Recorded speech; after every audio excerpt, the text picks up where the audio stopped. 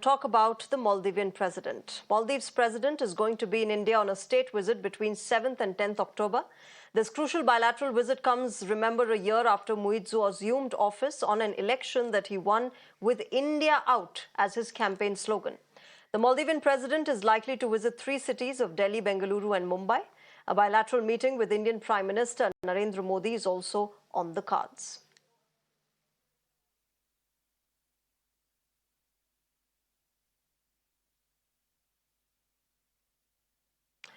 All right, joining me on the broadcast is Mr. Anil Trigunayat, former ambassador, to help us get an understanding of what this visit really means. Ambassador Trigunayat, good evening, namaskar. Welcome to Mirror Now. This is a crucial visit, Ambassador, something that, couldn't have been thought about when he was running his campaign of India out, when he was running the elections. But now that he's assumed office, President Muizzu will be on a state visit.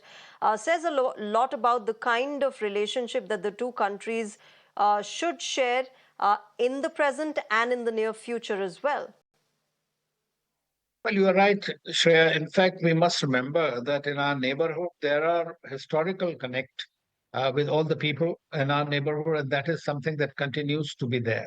For political convenience and expediency, very often some of the leaders uh, try to badger India or anti-India campaign, which happens in our neighborhood. But at the end of the day, they do realize that India is the only country which is doing good for them and for their own people. So once the political conveniences are over, then they realize the reality that bites them. And then they realize that India is the one country which is the closest to them, especially in the case of Maldives. They have seen what we have helped in Sri Lanka. Today, Afghanistan has been asking India to come back and do the projects. So I think our neighborhood, this is going to be a situation which will continue. There will also be this problem between India and China that will continue for exercising influence in the region and providing more and more support to them. So, as far as Mr. Muizzu is concerned, it's understandable. He has realized the realities of the geopolitics, the realities of development and the needs of his country. And that's why he was also present at the time when Prime Minister Modi's swearing in ceremony was there. And in a few months' time, he's here. Of course, his statements have been very positive. We have seen their actions have been very positive. They want to carry on by leaving aside that particular blip that happened in the relationship. So that's a very good sign for us. But at the same time, this is also a reality. India has provided tremendous assistance. So this visit is significant. He looks at tourism to be resumed from India at the same level it was. We provide about 40% tourists from here, which is a very major revenue earner for them. Similarly, they want more investments in the infrastructure areas, in which India has been engaged for a very long time and has been trying to help. Then there is some of the loans that are coming up for renewals and payments, interest and all. So it's a significant visit, and I think India is ready to help them. And you know, the External Affairs Minister was there. He even inaugurated several projects which India has done. So India is providing through connectivity, through Sagar initiative, through our neighborhood first policy, looking after the welfare of our neighbors who are sort of a family for us. I mean, that's the approach of India. And I think this has been realized. Leave aside the domestic politics. Ambassador Trigunayat, then let me understand from you. You know, this visit by President Muizzu will come after he's made a visit to China. He assumed office, he visited China, where he made that remark that just because we're a small country, you cannot bully us. You do not have the license to bully us, which many thought is a hint, an indication towards India. But the fact that first the China visit was made, now the India visit is being made, the fact that he is China inclined, we've got other neighbors as well, where there are concerns about a Chinese inclination. How concerned should India be regarding this situation?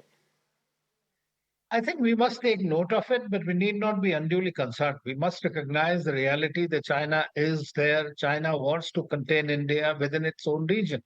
I mean, we consider South Asia as our natural geography, you know, in that sense. And therefore, it is important that we have these historic civilizational ties with these countries, and this will continue. But the times are changing.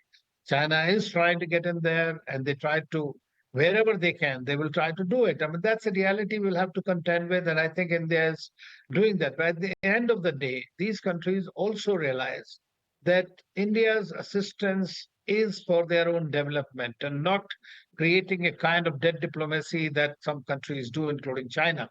And so they want to also balance out in that sector. And I think that's not a bad thing. We believe in strategic autonomy. If these countries are continuing with this strategic autonomy, so be it. So I think that we'll have to work continuously a little more because, see, in this, with small countries, generally they feel this big brother syndrome, they suffer from that. So anything India does is seen in that perspective. India is Hmm. far too big for them. But with China, they go to China, then they try to Hmm. take it. So it will continue to happen. I don't give much credence to it. We are prepared, but the genuineness of India's assistance to these countries and the Prime Minister's commitment and our continued engagement with these countries is a testimony to that. Okay, Ambassador Trigunayat, President Muizzu is expected to visit Mumbai and Bengaluru as well. One is a financial hub, the other is a tech hub, clearly reflecting that there might be certain agreements, that there might be certain deals and investments that the two countries will share in different sectors. Where do you think the two countries have the potential now to take forward their relationship in terms of trade and investment? Well, India has been providing a lot of assistance. I mean, they're including capacity building. We have opened institutes in those countries. We have provided health security and everything. Now, the digital public infrastructure is something in which India has aced and has been providing and offering to all the countries in the global south and including in the global north. Why not?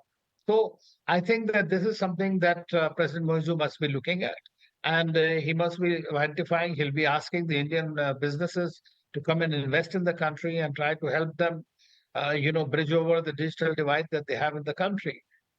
Secondly, in Bombay, they are also looking at, fintech, UPI, and all those things might be discussed with that. That, of course, will also happen in Delhi. But at the same time, I think that he will be attracting investments and tourism infrastructure to be developed, in which India had been engaged for quite some time now. So this is something they would like to have. I mean, in my view, he wants to generate confidence among Indian businesses and tech sector that Maldives is ready to do business with India. Which also comes after the tourism sector in Maldives took a hit after that entire India Out campaign and how social media campaigns were against it. We'll leave it there.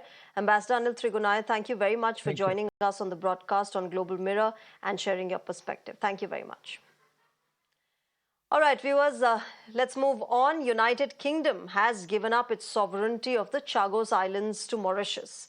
Now, this deal was announced jointly by the UK and Mauritius, and it grants Mauritius full sovereignty over the remote archipelago and guarantees the operation of the United States base for the next 99 years. Welcoming this agreement, India said it completes the decolonization of Mauritius.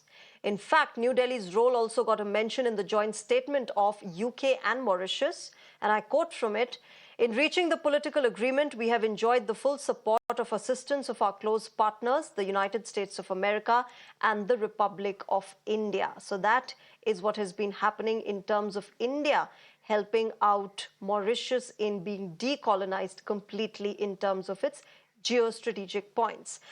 To get an understanding of this and a perspective on this, I'm joined by Major General Dhruv Katoch, Director, India Foundation on Global Mirror. General Katoch, good evening, namaskar. So help us understand, this is a complex issue which not many know about. The fact that Mauritius had this, the UK was colonizing this Chagos Islands, the Mauritius now has it back, and how India has played a crucial role, but a silent role in this entire giving back of the Chagos Islands.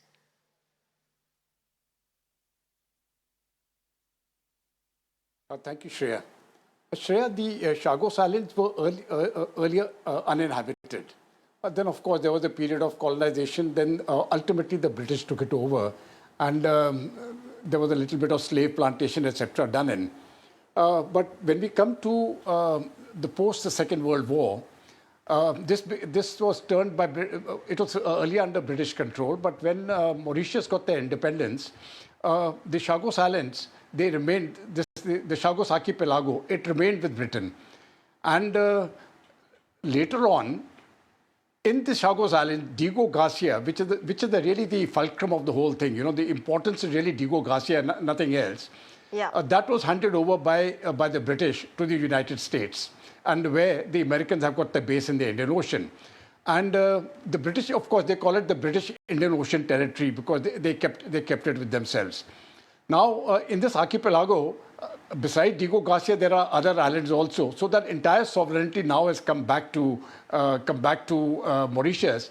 However, Diego Garcia, because that is the only military base there, that remains now with the Americans, and they've got it for a lease period of 99 years, which of course is a very long period of time, and we really don't know what will happen 99 years from now. So what has happened here, two things have happened. Yeah. One, the Mauritius interests have been preserved because now they have got their sovereignty over the complete archipelago. Now that is very important. The American and British strategic interests have been preserved because they have got the Diego Garcia on a lease for 99 years. Now, why is Diego Garcia important? When you look at the location of Diego Garcia as an island, it is about 1,800 kilometers south of India, south of the southernmost tip of India. It is practically equidistant from the Strait of Hormuz on the west and the Strait of Malacca on the east, about 3,500 to 4,000 odd kilometers from there, and another about 3,500 kilometers westwards onto the eastern coast of Africa. So when we are looking at the Indian Ocean, this provides a springboard for all US operations which are carried out in this area. And they have got the special naval support facility of the United States is located in Diego Garcia. There they carry out logistic support to all their operational forces which are operating in the Indian Ocean. And that, of course, will continue. So when we are looking at the overall picture, in this agreement, what has happened is Mauritius gets its sovereignty over the entire archipelago. The Americans and the Brits, they maintain their base. And to that extent, when we are talking of the free and open Indo-Pacific, it really fits in with that agenda. It also suits India because we require somebody there to look into the security which is what I was interests. coming So to along next, with General India Katoch, and how the does US, it help which is located India? in Diego Garcia. Yes. Yeah. Just the fact that there is peace and stability, see, that when we are there is looking at been India, focus on in the Indo-Pacific yeah. region, and General Katoch, the Absolutely. fact that will it help India in its You see, maritime no, there are two, security as well when it comes to America helping itself and its allies through this Diego base?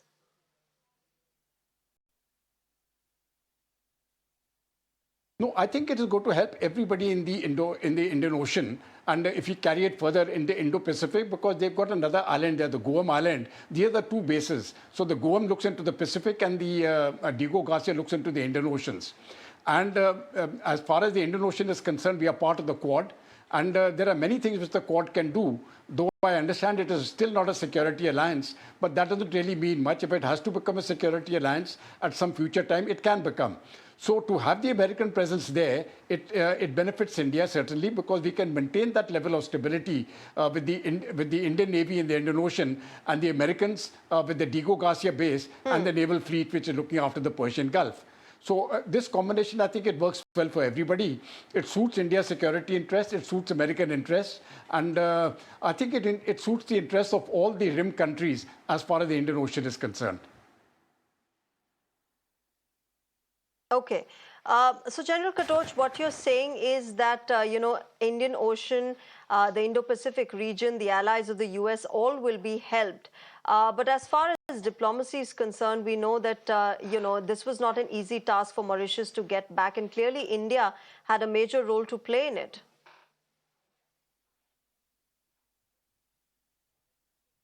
No, I think it was a very major role which India played because the Indian Prime Minister enjoys a very good rapport with the American President, with the British Prime Minister, and of course with the Mauritius Prime Minister.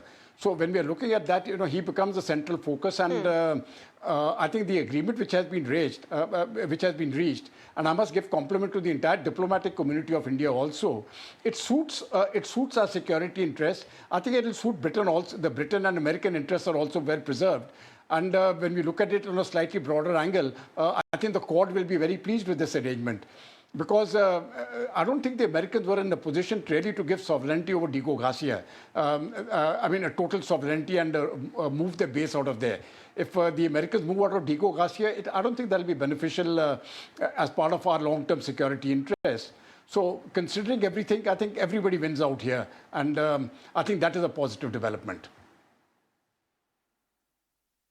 Right. All right. We'll leave it there. Thank you very much, General Dhruv Katoch, for joining us on Mirror Now and helping us understand this complex issue in a simplified way. Thank you very much, sir. All right. Let's move.